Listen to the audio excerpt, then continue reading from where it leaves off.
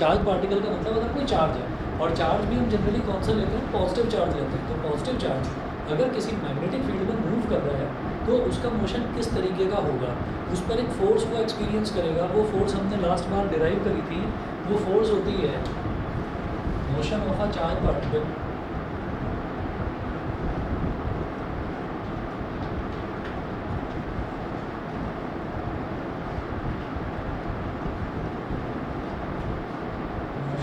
charged particle in a uniform magnetic field।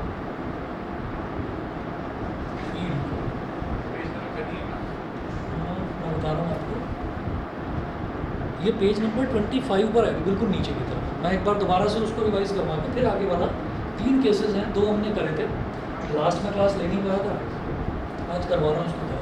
Motion of a charge particle in a uniform magnetic field.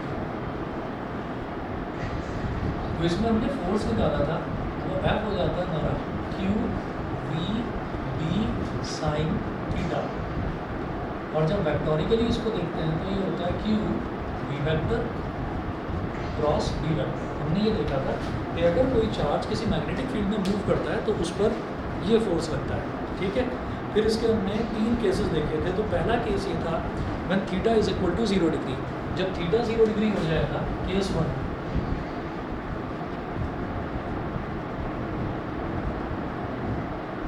When theta is equal to 0 degree तो F हो जाएगा Q V B sine 0 degree. Sine 0 degree 0 होता है, तो जो F है force हमारा ये हो जाएगा 0। उसके बाद देखेंगे केस 2। जो केस 2 है, केस 2 भी हमने देखा, उसमें ये था when the initial velocity is perpendicular to the magnetic field. जब इनिशियल वेलोसिटी मैग्नेटिक फील्ड के परपेंडिकुलर होगी, यानी कि theta is equal to 90 degree होगा, तो जो एफ है ये एफ होगा क्यू वी बी। क्यों? क्योंकि साइन 90 की वैल्यू 1 हो जाएगी, तो फोर्स कितना हो जाएगा, फोर्स का मैग्नीट्यूड हो जाएगा क्यू वी बी, ठीक है।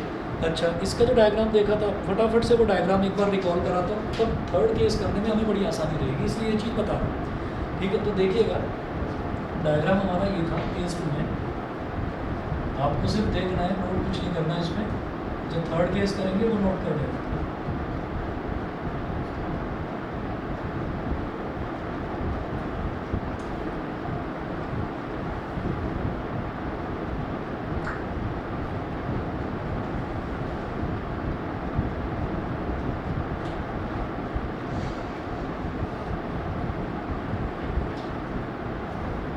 ये कहा कि हमारा जो चार्ज पार्टिकल है एक सर्कल बना लिया, एक सर्कल बना लिया, और सर्कल पर अभी ध्यान नहीं देना, बस बना लिया है। क्यों बनाया बताऊंगा अभी।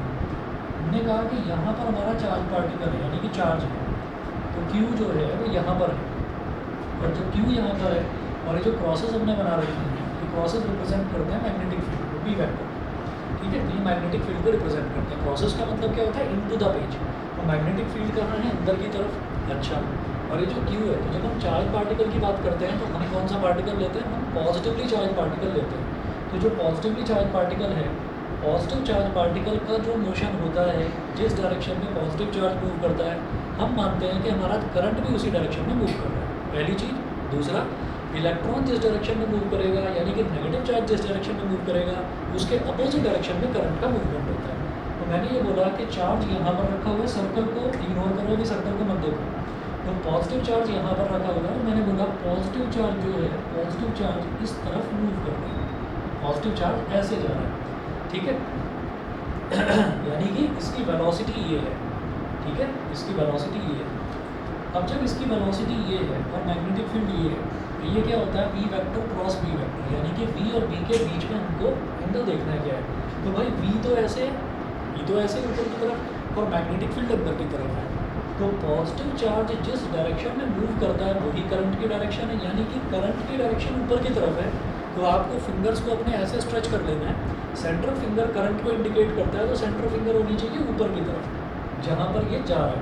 तो ये तो ऊपर की तरफ हो गई, और जो मैग्नेटिक फील्ड है बी, ये कहाँ होना चाहिए, इंडेक्स फिंगर मैग्नेटिक फील्ड, ये होना चाहिए अंदर की तरफ, तो ये चला गया अंदर की तरफ, ठीक है। हमने इनको फिंगर को टेढ़ा मेढ़ा नहीं करना, ये ऐसी रहेगी। तो सेंट्रल फिंगर ऊपर की तरफ, क्योंकि क्यू ऊपर की तरफ मूव कर रहा है, और जो मैग्नेटिक फील्ड है वो अंदर की तरफ, तो हमारा अब थंब कहाँ इंडिकेट कर रहा है, लेफ्ट की तरफ। इसका मतलब चार्ज जाना तो यहाँ चाहेगा, लेकिन उस पर हल्का सा पुश इस तरफ लग जाएगा। फिर चार्ज यहाँ पहुँचेगा तो वो जाना तो ऊपर चाहेगा, हल्का सा पुश इधर लग जाएगा। फिर थोड़ा सा और ऊपर पहुँचेगा, फिर हल्का सा पुश इस तरफ लग जाएगा। तो उस पर पुश हल्का हल्का हल्का हल्का अंदर की तरफ लगता रहेगा। फॉर एग्जांपल सोचिए कि मैं सीधा सीधा दौड़ रहा हूँ, लेकिन कोई मेरे को हल्का हल्का हल्का हल्का लेफ्ट की तरफ पुश करता जा रहा है। तो अगर कोई आसमान से, कोई ड्रोन से अगर मेरी ट्रैजेक्टरी देखे, तो मेरी ट्रैजेक्टरी बनेगी कि मैं गोल गोल गोल गोल चक्कर काट रहा हूँ।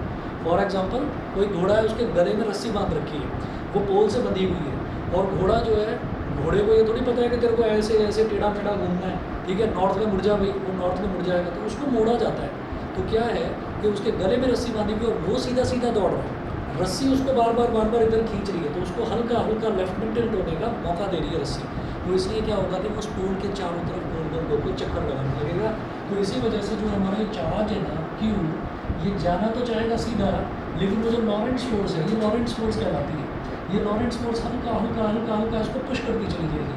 अच्छा, मन में ये आएगा कि अच्छा यहाँ पर क्या है, फिर यहाँ पर भी इधर ही पुश करेंगे, क्योंकि हाँ कैसे भाई, ये देखिए क्यू का वेलोसिटी इस तरफ है, किसी भी पॉइंट पर वेलोसिटी टेंजेंशियल होगी ना, तो वेलोसिटी इस तरफ है, लेकिन मैग्नेटिक फील्ड अंदर। तो फिर से देखो यहाँ पर लगाकर कि वेलोसिटी यानी कि करंट कहाँ से रिप्रेजेंट करते हैं, C for current, C for central finger, ठीक है। तो सेंट्रल फिंगर हमारी इस तरफ है, और मैग्नेटिक फील्ड है अंदर की तरफ, मैग्नेटिक फील्ड अंदर की तरफ, सेंट्रल फिंगर इस तरफ, समझ गए।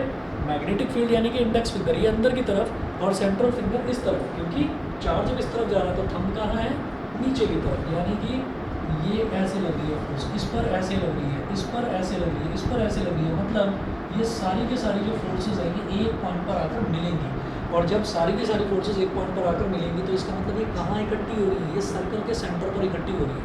और सर्कल के सेंटर की तरफ लगने वाली फोर्स को हम बोलते हैं सेंट्रीपिटल फोर्स। सेंट्रीपिटल फोर्स जो अंदर की तरफ आए that is called centripetal force, जो बाहर की तरफ निकले that is called centrifugal force. Centripetal force जो है, सेंट्रीपिटल फोर्स क्या होती है, mv²/r, ठीक है। कुछ चीज़ें ऐसी हैं, बहुत ही ऐसे फॉर्मूले हैं 11th क्लास के जो यहाँ काम आएंगे, उन्हीं में से एक फॉर्मूला सेंट्रीपिटल फोर्स है, ठीक है। और कोई सोचने की जरूरत नहीं है कि और कोई रोटेशनल मोशन की कुछ इक्वेशन वगैरह आती हैं यहाँ पर, नहीं, वो कुछ नहीं है। तो आप ये देखिएगा कि जो अंदर की तरफ फोर्स लग रही है, ये इस चार्ज को इधर उधर भटकने नहीं दे रही है, गोल गोल की, बेटा तेरे को गोल गोल ही घूमना है, ठीक है।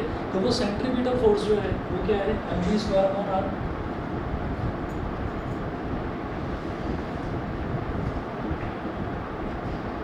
सेंट्रीपिटल फोर्स हमारा mv²/r है, और ये जो सेंट्रीपिटल फोर्स है यही इस मैग्नेटिक फोर्स के इक्वल है।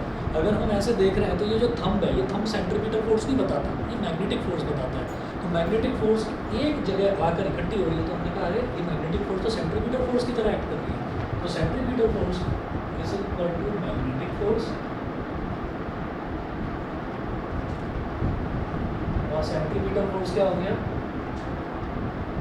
mv²/r, और मैग्नेटिक फोर्स इस केस में, अच्छा तो u भी sin थीटा है इस केस में, क्योंकि हर केस में हम क्या ले रहे हैं, ये वेलोसिटी और मैग्नेटिक 90 डिग्री के बीच का एंगल, यानी कि QVB। तो इस केस में F क्या है, QVB। तो यहाँ से हमने ये देखा कि R जो है, एक R इज mv/qb, ठीक है। R इज इक्वल टू mv/qb। Radius of the circular part जिसमें वो चार्ज पार्टिकल घूमेगा उसका रेडियस क्या हो जाएगा, mv/qb। ये हम लास्ट क्लास में कर चुके हैं। पीरियड ऑफ रिवॉल्यूशन जो है वो कैसे निकलेगा, पीरियड ऑफ रिवॉल्यूशन यानी कि वो जो पार्टिकल है, चार्ज पार्टिकल, वो एक चक्कर कितने टाइम पीरियड में काट लेगा। तो ये कहेंगे अच्छा टाइम कैसे निकलता है, डिस्टेंस अपॉन स्पीड करके, ठीक है। तो डिस्टेंस कितना है, एक सर्कमफ्रेंस पूरा 2πr, और स्पीड कितनी है v, तो 2πr/v, फिर इसको कैसे कर दिया 2π/v, और r की वैल्यू रख दी mv/qb, v से v काट दिया तो 2πm/qb। ये हमारा आ गया टाइम पीरियड ऑफ रिवॉल्यूशन, यानी कि चार्ज पार्टिकल पूरा एक चक्कर कितने टाइम पीरियड में कंप्लीट कर रहा है, ये वो चीज़ है। फिर अगर इसकी फ्रीक्वेंसी निकालनी है तो फ्रीक्वेंसी क्या हो जाएगी, QB/2πm। लास्ट क्लास में हम यहाँ तक पहुँचे थे, मैं इसके आगे बढ़ूँगा। इसके आगे देखिएगा, अब हमें देखना है, हमने दो केसेस देखे। पहला केस जब वेलोसिटी और मैग्नेटिक फील्ड दोनों एक ही डायरेक्शन में, velocity of the charge particle और मैग्नेटिक फील्ड दोनों एक ही डायरेक्शन में, यानी कि थीटा इज इक्वल टू 0, तब मैग्नेटिक फोर्स लगेगी, फोर्स कितनी हो जाएगी 0। जब velocity of the charge particle और मैग्नेटिक फील्ड दोनों के बीच में एंगल 90 डिग्री हो, तब फोर्स होगा QVB, और वो पाथ ऐसे फॉलो करेगा, सर्कुलर पाथ होगा उसका, ठीक है। अब तीसरा देखते हैं कि ना तो 0 डिग्री है ना 90 डिग्री है, उनके बीच का कोई एंगल है। तो वही चीज़ है, देखिएगा, when the initial velocity makes an arbitrary angle with the field direction, arbitrary angle मतलब कोई भी विद द फील्ड डायरेक्शन। तो case 3, when the initial velocity makes an arbitrary angle with the field direction, a uniform magnetic field B vector is set up along positive x-axis. A particle of charge q and mass m enters the field B vector with velocity v vector inclined at angle theta with the direction of the field B vector as shown. तो हमने क्या कहा, a uniform magnetic field B vector is set up along positive x-axis. हमने माना कि एक हमारे पास magnetic field है, यूनिफॉर्म मैग्नेटिक फील्ड, जो कि x-axis के अलावा, ये हमने मान लिया, ठीक। डायग्राम बनाऊंगा, समझिएगा। ये प्लस लिख दिया है, एक छोटा सा सर्कल बनाकर प्लस लिख दिया, यानी कि पॉजिटिव चार्ज यहाँ पर रखा हुआ है, ठीक है। अच्छा, और ये पॉजिटिव एक्स एक्सिस, ये जो डायरेक्शन है, ये डायरेक्शन किसका है, ये मैग्नेटिक फील्ड का डायरेक्शन है, ठीक है जी। अच्छा, ये जो पॉजिटिव चार्ज है, ये पॉजिटिव चार्ज इस मैग्नेटिक फील्ड के सामने एंगल कितना बना रहा है, थीटा।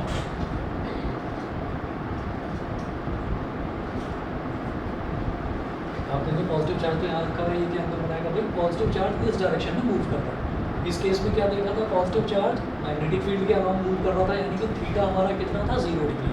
इस केस में क्या देखा, मैग्नेटिक फील्ड और पॉजिटिव चार्ज की वेलोसिटी दोनों के बीच में 90 डिग्री एंगल था। अब दोनों में कोई और एंगल है, बीच का कोई एंगल है, 0 और 90 डिग्री के बीच में।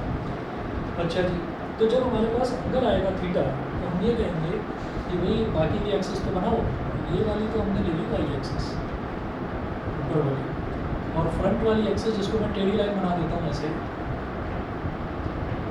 ये हो गई जेड एक्सिस, ठीक है। वाई ऊपर हो गया, जेड हो गया आगे की तरफ, और एक्स एक्सिस इस तरफ हो गया, ठीक है। अच्छा जी, अब हम ये कहेंगे कि एक जब एंगल बनता है तो वेलोसिटी एक वेक्टर है, तो वेक्टर दो पार्ट्स में डिवाइड हो जाएगा, एक हॉरिजॉन्टल कंपोनेंट और एक वर्टिकल कंपोनेंट। हॉरिजॉन्टल और वर्टिकल, तो ये वाला कंपोनेंट क्या हो जाएगा, वी कॉस थीटा, जो अलोंग वाला कंपोनेंट है वो वी कॉस थीटा हो जाएगा। हमने इसको फॉर द टाइम भी बोल दिया वी पैरेलल, ये जो 11 है, 11 का मतलब पैरेलल लाइन, ठीक है। ऐसे ही जो इसका परपेंडिकुलर वाला कंपोनेंट है, इसको बोल दिया वी परपेंडिकुलर, ये बोल दिया, ठीक है। अब जो ये डायग्राम बना हुआ है ना ऐसे हेलिकल पाथ, अभी इस पर आऊँगा कि ये पाथ कैसे बना, आगे चलते हैं। The velocity V vector can be resolve into 2 rectangular components. The velocity V vector 2 rectangular components में उसको रिजॉल्व किया जा सकता है। फर्स्ट है the component V parallel is equal to V cos theta.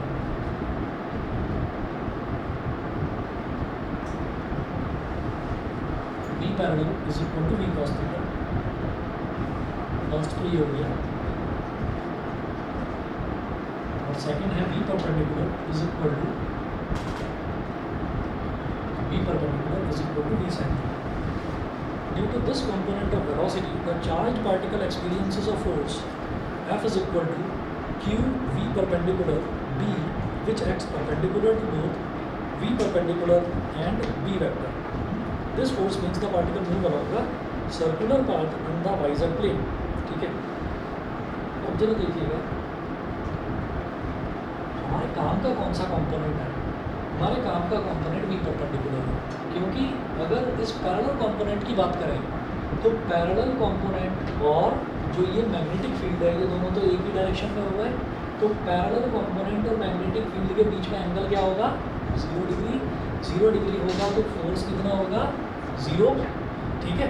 अगर वेलोसिटी के दो पार्ट्स हो गए, देखिए दो पार्ट्स में वेलोसिटी डिवाइड हो गई, वैसे वेलोसिटी इस तरफ, लेकिन वेलोसिटी दो पार्ट्स में डिवाइड हो गई, एक हो गई अलोंग द फील्ड। तो जब अलोंग द फील्ड होती है तो ये बी पैरेलल में और बी के बीच में कोई एंगल नहीं, यानी कि 0 डिग्री, तो फोर्स 0। इसका मतलब ये मेरे किसी काम का नहीं है, बी पैरेलल वाला किसी काम का नहीं है, ठीक है।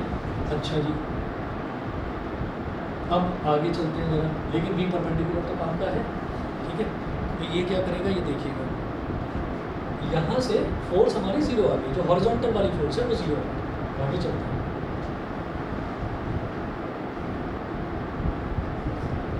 अब हम ये कहेंगे the charge particle experiences of force F is equal to Q V perpendicular B.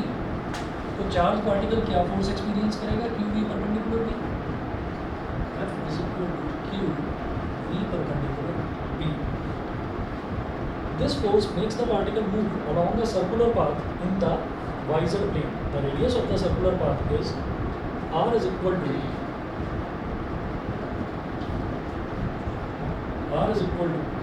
m v perpendicular upon q v।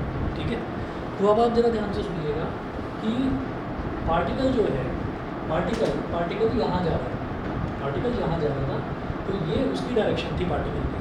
लेकिन हुआ क्या कि वो तो इस रास्ते जा रहा था, लेकिन क्या हुआ कि उसकी जो ये वेलोसिटी है ये दो पार्ट्स में डिवाइड हो गई, क्योंकि वो मैग्नेटिक फील्ड के साथ एक एंगल बना रहा था।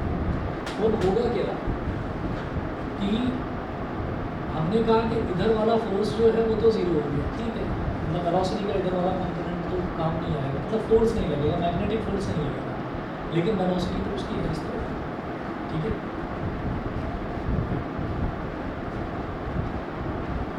जो डायग्राम बनाया था उसमें मैंने आपको बताया था कि चार्ज है कि ये चार्ज ऐसे जा रहा था, ठीक है, और मैग्नेटिक फील्ड इस तरीके से प्रोसेस बनाती है, मतलब मैग्नेटिक फील्ड अंदर की तरफ, तो मैग्नेटिक फील्ड हुआ अंदर की तरफ और चार्ज ऊपर जा रहा है तो करंट इस तरफ, तो मैग्नेटिक फोर्स इस पर एक लगेगी इस तरफ। मेरी बात समझ में आ गई, मैग्नेटिक फोर्स लगेगी इस तरफ।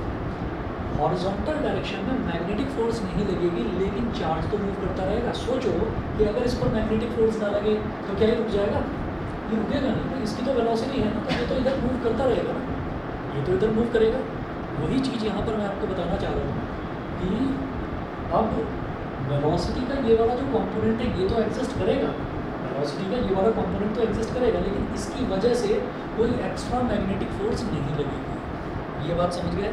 अगर मान लीजिए यहाँ पर मैं इस मैग्नेटिक फील्ड को गायब कर दूँ, ये जो क्रॉसेस बना रखे हैं, यानी कि मैग्नेटिक फील्ड अंदर की तरफ जा रहा था, तो अगर मैं मैग्नेटिक फील्ड को गायब कर दूँ तो चार्ज पार्टिकल तो कहेगा अच्छा ठीक है मैग्नेटिक फील्ड नहीं, ठीक है, तो मैं अपने रास्ते जाता हूँ जहाँ मैं जा रहा था, तो वो तो मोशन में था, वो तो इधर जाएगा ना।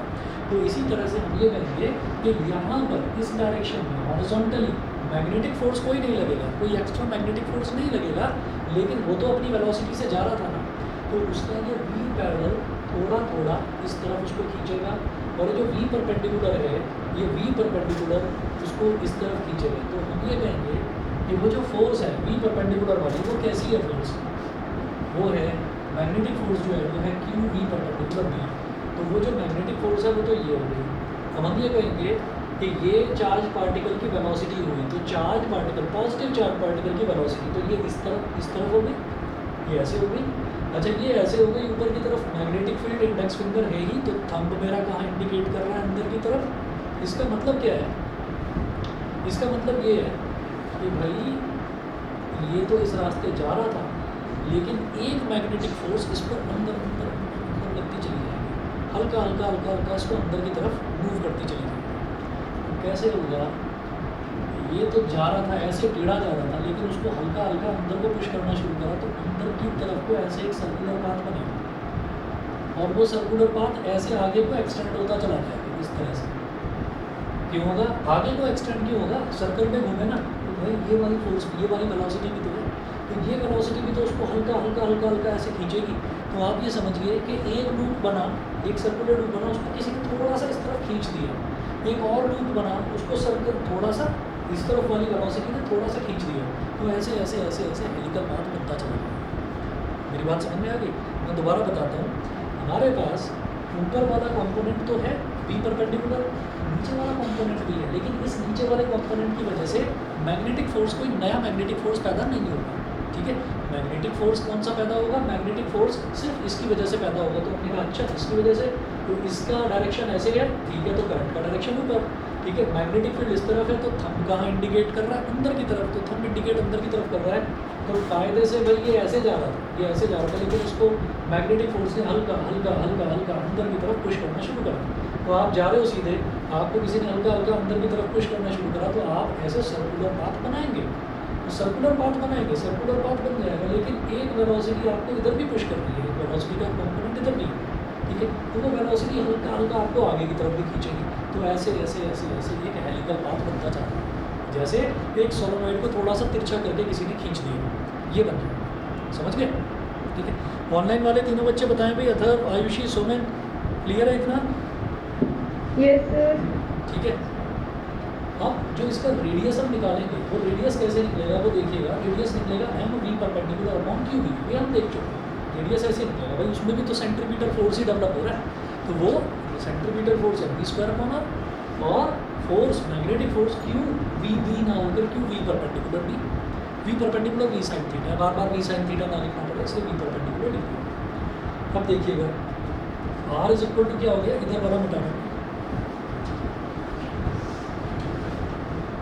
किसी को भी ना समझ में आया ना तो मेरे को बता देना please.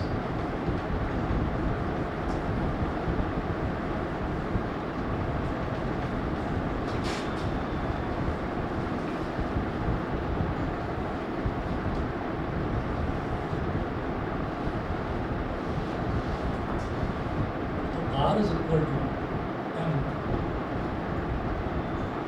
We sine theta upon Q V, M V sine theta upon Q.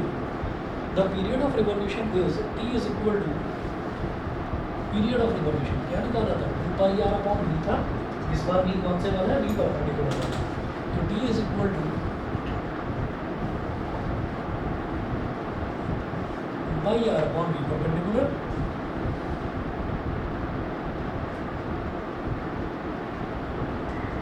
Pi upon V perpendicular अलग और आर अलग, तो 2 pi upon V sine theta, और आर क्या है, M V sine theta upon Q B, V sine theta से V sine theta लिया, ये आपका वही आ गया same, 2 pi M upon Q B ही हो गया। Thus, a charged particle moving in a uniform magnetic field has two concurrent motions. एक linear motion है along v parallel, linear motion along v vector, and circular motion in a plane perpendicular to v vector. ठीक है, तो एक circular motion है और एक linear motion है। वो लीनियर मोशन तो इसको इधर थोड़ा थोड़ा थोड़ा थोड़ा खींचता जाता है, ऐसा हो। बताइए जी, क्लियर है? ठीक है। Hence the resultant path of the charged particle will be a helix. तो जो resultant path बनेगा charged particle का, वो आपका एक helix बन जाएगा। ठीक है जी, आगे चलते हैं। The linear distance traveled by the charged particle in the direction of the magnetic field during its period of revolution is called pitch of the helical path. Pitch of the helical path. तो क्या pitch कैसे निकालते हैं? हम ये कहेंगे उसने period of revolution में कितना डिस्टेंस हॉरिजॉन्टल डिस्टेंस कितना ट्रैवल कर लिया है, तो हम ये कहेंगे कि ये और ये यहाँ से लेकर और यहाँ तक के बीच का distance, this is called pitch, this is called pitch. देखें यहाँ पर है, the linear distance travelled by the charge particle in the direction of the magnetic field during its period of revolution is called pitch of the helical path, is called pitch of the helical path. Pitch कैसे निकलेगा वो बताते हैं। Pitch का मतलब क्या है? Pitch का मतलब ये है कि उसने अपना ये जो हेलिक्स बन रहा है ना, इसने अपना एक पूरा राउंड कंप्लीट करने में कितना टाइम लिया। अब वो राउंड कैसे कंप्लीट करेगा, ये कहेंगे कि अच्छा ये ना पहले ऐसे गया, पीछे से ऐसे घूमकर आगे आया, तो ऐसे ऐसे ऐसे ऐसे आया, यहाँ पर आया, फिर यहाँ से ऐसे उठा उठा उठा उठा फिर गिरते गिरते यहाँ आ गया। तो आप ये सोचिए, हम कोई भी एक इंस्टेंट ले लेंगे, हम ये कहेंगे कि पहले इस पोजीशन पर था और फिर ये ऐसे पीछे से गया और घूमकर वापस इस पोजीशन पर आ गया। तो यानी कि ये इतने टाइम में इसने क्या करा, अपना पूरा एक चक्कर कंप्लीट कर लिया, एक चक्कर कंप्लीट कर लिया। ठीक है, अगर इसको ऐसे मिला दें तो वो एक सर्कल ही नज़र आएगा आपको। तो उसने क्या करा, चाहे आप कोई सा भी पॉइंट ले लें, चाहे आप कहेंगे मैं तो ये वाला पॉइंट लूँगा, तो ये कहेंगे यहाँ से आया, ऐसे आगे आया, फिर आगे आया, फिर पीछे से घूमकर वापस इसी पॉइंट पर आने वाला। तो इतने में हम ये कहेंगे कि उसने अपना एक राउंड कंप्लीट कर लिया, 2πr कंप्लीट कर लिया। समझ गए? और 2πr राउंड कंप्लीट करने में उसको कितना टाइम लगता है, that is called capital T. उसी को हम कैपिटल टी बोलते हैं, टाइम पीरियड ऑफ रिवॉल्यूशन। तो पिच कैसे निकलेगा, हम ये कहेंगे कि अच्छा यहाँ पर था और ऐसे घूम कर गया और वापस एक राउंड कंप्लीट करके वापस इसी पॉइंट पर आ गया, अब फिर पीछे घूमेगा। ठीक है, तो हम ये कहेंगे कि ये तो हो गया डिस्टेंस, और इतना डिस्टेंस कवर करने में उसको कितना टाइम लगा, 2πr में कितना टाइम लगता है, कैपिटल टी टाइम लगा। और हॉरिजॉन्टली ये मूव किस वेलोसिटी के साथ कर रहा है, v पैरेलल के साथ में। तो पिच इज इक्वल टू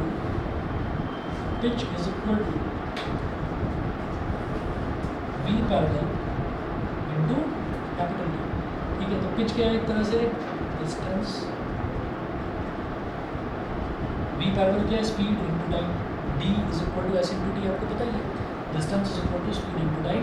अब जो v पैरेलल है, v parallel is v cos theta, यहाँ लिख देंगे v cos theta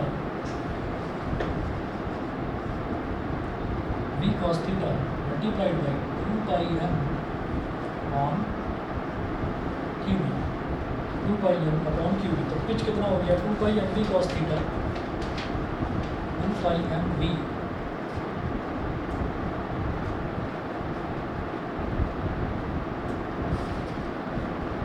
cos theta upon Q B. इस तरह से हमारा ये पिच निकल गया। बताइए जी, यहाँ तो क्लियर? ठीक है, तो ये वाला डेरिवेशन बड़ा इंपॉर्टेंट है, दोनों केसेस, केस नंबर 2 और केस नंबर 3। इसका डायग्राम समझ लेना अच्छे से, कर लीजिएगा। पहला देखिएगा, motion of a charge in perpendicular magnetic and electric fields. अब मेरे को अभी तक जो हमने चार्ज पार्टिकल का मोशन देखा है, वो किसमें देखा है, सिर्फ मैग्नेटिक फील्ड में देखा है। अब देखेंगे कि एक ऐसा एरिया है जहाँ पर मैग्नेटिक फील्ड और इलेक्ट्रिक फील्ड दोनों एग्जिस्ट करते हैं, वो करते हैं। नेक्स्ट 1 मिनट में आते हैं।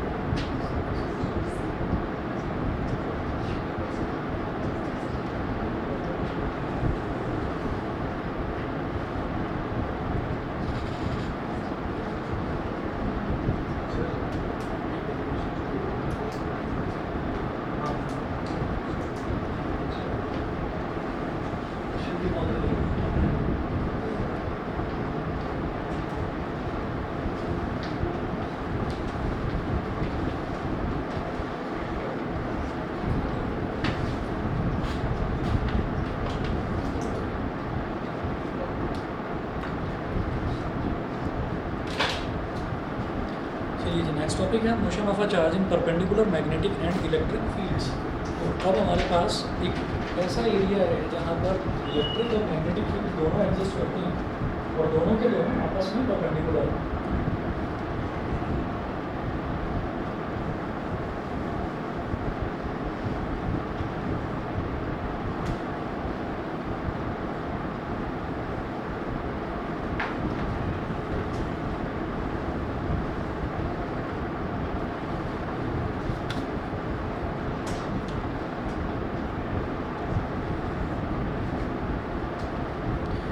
Motion of a charge in perpendicular magnetic and electric fields, इस टॉपिक का नाम वेलोसिटी सेलेक्टर भी है। Suppose a beam of charge particles से electrons possessing a range of speeds passes through a slit S1 and then enters a region in which crossed perpendicular electric and magnetic field exists. तो crossed perpendicular electric and magnetic field exists। तो इसमें आप ये देखिएगा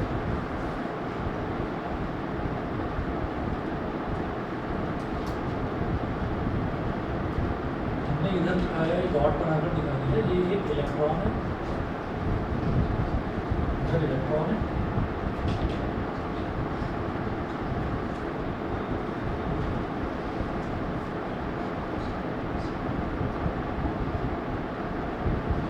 यहाँ पर एक slit है, स्लिट को हमने बोल दिया S1, स्लिट हो गई S1 और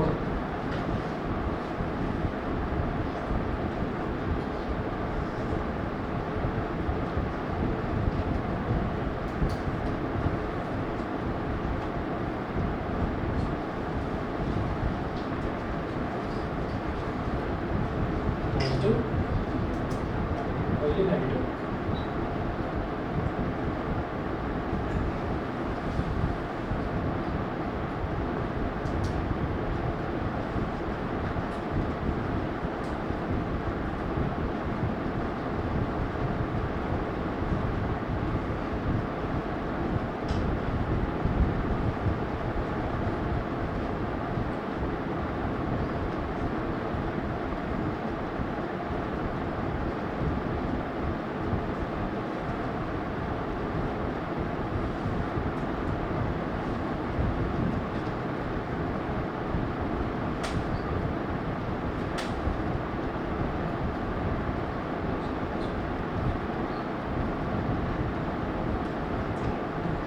ये बी वेक्टर हो गया मैग्नेटिक फील्ड।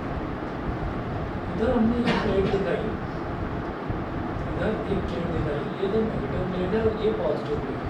नेगेटिव और पॉजिटिव से हमको एक चीज़ समझ में आ गई कि नेगेटिव प्लेट है और पॉजिटिव प्लेट है, तो पॉजिटिव प्लेट से नेगेटिव प्लेट की तरफ क्या जाएगा, इलेक्ट्रिक फील्ड जाएगा, इलेक्ट्रिक पॉजिटिव से नेगेटिव की तरफ जाता है। तो हमने यहाँ पर एक लाइन ऐसे नीचे लाइन और एक लाइन, तो 3 लाइन हमने बनाई, यहाँ मेंशन कर दिया ई वेक्टर, इलेक्ट्रिक फील्ड ऊपर से नीचे, बी वेक्टर हमने इस तरह से दिखा दिया कि ये इनटू द पेज है। तो हमारे पास जो इलेक्ट्रिक और मैग्नेटिक फील्ड है ये दोनों एक दूसरे पर परपेंडिकुलर है। भाई मैग्नेटिक फील्ड अंदर की तरफ हो गया और इलेक्ट्रिक फील्ड ऐसे हो गया, तो इलेक्ट्रिक फील्ड ऐसे है और मैग्नेटिक फील्ड ऐसे है, अंदर है और एक चीज़ ऐसे है, तो दोनों के बीच में 90 डिग्री का एंगल बन गया। ठीक है, तो परपेंडिकुलर इलेक्ट्रिक और मैग्नेटिक फील्ड इस तरह से एग्जिस्ट कर रहे हैं एक ही जगह पर। ये जो सर्कल मैंने बनाया है, तो मैंने कहा कि ये एक ऐसा एरिया है, ये एक ऐसा फील्ड है जहाँ मैग्नेटिक फील्ड और इलेक्ट्रिक फील्ड दोनों साथ साथ एग्जिस्ट कर रहे हैं, दोनों एक दूसरे पर 90 डिग्री का एंगल बने हैं परपेंडिकुलर। ठीक है जी, अब आगे चलते हैं। अब हमने कहा कि इलेक्ट्रॉन यहाँ से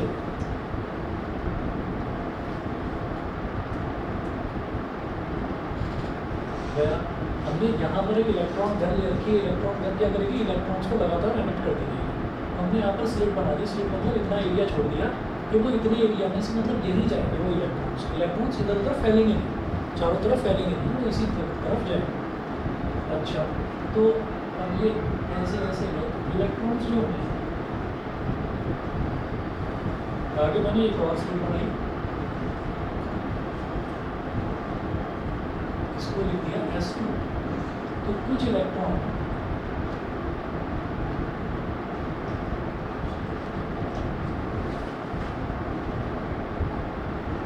ऊपर की तरफ डिफ्लेक्ट हो जाएंगे। यहाँ लिखेंगे deflection by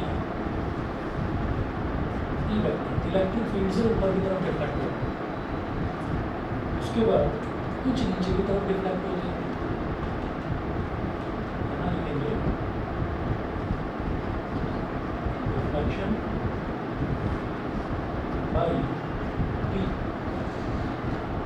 deflection by B.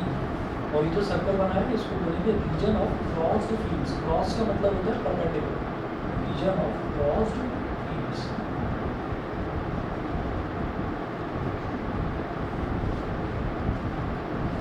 अब समझिएगा ये डिफ्लेक्शन बाई ई वेक्टर है। तो डिफ्लेक्शन बाई ई वेक्टर क्या है? इलेक्ट्रॉन है, नेगेटिवली चार्ज है, ठीक है। तो इलेक्ट्रॉन की टेंडेंसी रहेगी, इलेक्ट्रॉन ऐसा थोड़ी है बिल्कुल सीधी सीधी सीधी सीधी लाइन में चल रहा है। हो सकता है हल्का सा इलेक्ट्रॉन जो है वो हल्का सा ऊपर की तरफ वो डेविएट हो सकता है। ये जो इधर एक इलेक्ट्रॉन इस तरफ से जा रहा है वो नीचे की तरफ डेविएट हो, तो जो जरा सा ऊपर की तरफ है वो तो और ऊपर की तरफ हो जाएगा। क्यों? क्योंकि ऊपर पॉजिटिव टर्मिनल है, ये पॉजिटिव टर्मिनल नेगेटिव को अपनी तरफ खींचेगा, ठीक है। तो वो ऊपर की तरफ डेविएट हो जाएगा इलेक्ट्रिक फील्ड की वजह से।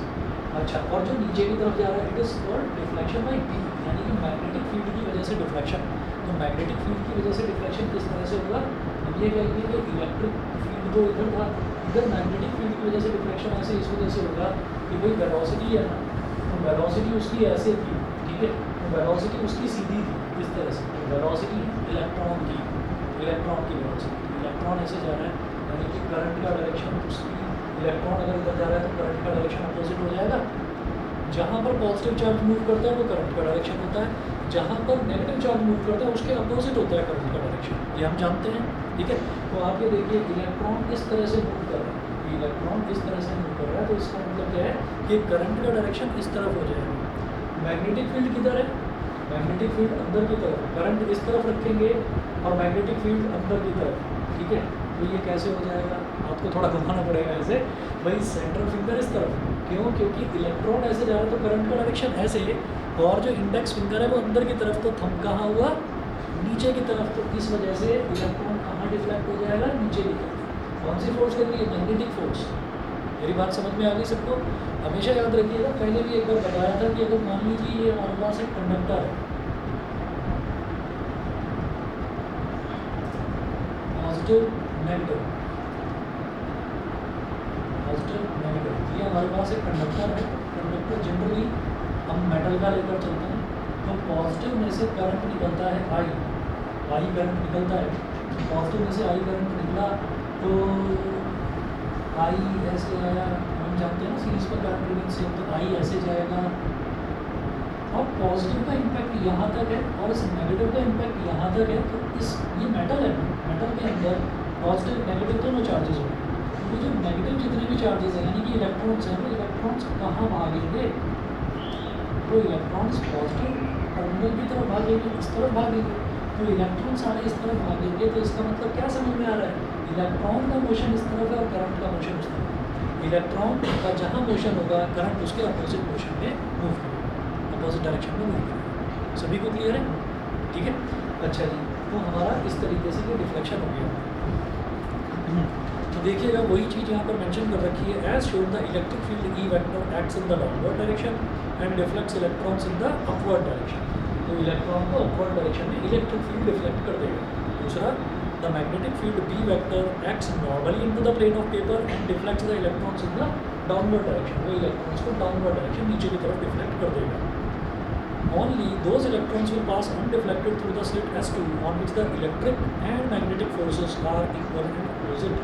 तो जिन पर इलेक्ट्रिक और मैग्नेटिक फोर्स एक्जैक्टली इक्वल और अपोजिट होंगे वो अनडेविएटेड चले जाएंगे ऐसे। तो यहाँ लिखेंगे अनडिफ्लेक्टेड इलेक्ट्रॉन, अनडिफ्लेक्टेड इलेक्ट्रॉन, ये हो गया। तो हम ये कहेंगे कि जब अनडिफ्लेक्टेड इलेक्ट्रॉन के केस में जो हमारी वेलोसिटी है वो कैसे निकाली जाएगी?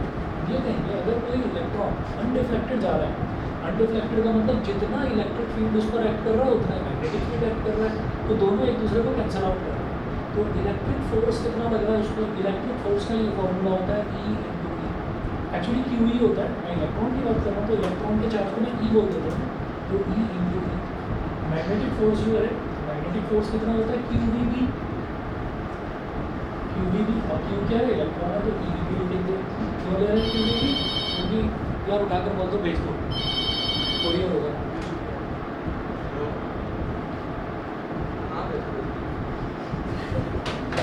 ठीक है, तो ये स्मॉल ही है, स्मॉल से स्मॉल कैंसल आउट हो जाएगा। तो जो स्मॉल b है, b हो जाएगा E/B, electric field upon magnetic field. तो अगर कभी भी हमको किसी भी इलेक्ट्रॉन की वेलोसिटी निकालनी है, अनडिफ्लेक्टेड इलेक्ट्रॉन की वेलोसिटी निकालनी है एक ऐसे एरिया में जहाँ मैग्नेटिक फील्ड और इलेक्ट्रिक फील्ड दोनों एग्जिस्ट करते हैं, वहाँ पर उसकी वेलोसिटी होगी इलेक्ट्रिक फील्ड को मैग्नेटिक फील्ड से डिवाइड कर दीजिए, और ये ऑटोमेटिकली आपका मीटर पर सेकंड में ही है। ठीक है जी, चलिए जी, तो इसी को हम अरेंजमेंट को वेलोसिटी सेलेक्टर भी बोल देते हैं, वेलोसिटी सेलेक्टर और वेलोसिटी फिल्टर। बाकी नेक्स्ट क्लास में कराऊंगा। और भाई मैं सभी बच्चों को बता रहा हूँ, आप लोग ना थोड़े शांत से बैठे रहते हो, भाई बता दिया करो। 2 या 4 बच्चे हैं इस बैच में जो मेरे को पर्सनली बता देते हैं कि जैसे उसने मेरे को 2-4 डाउट बोल रखे हैं, तुमने बोल रखे हैं, एक दिन तुमने बताए थे। तो कुछ बच्चे अपने डाउट्स बताते हैं, भाई बाकी बच्चे भी बता दिया करो, तुम्हें भी बुलाना एक दिन, ठीक है।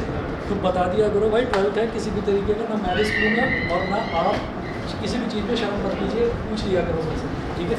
चलिए जी, ओके।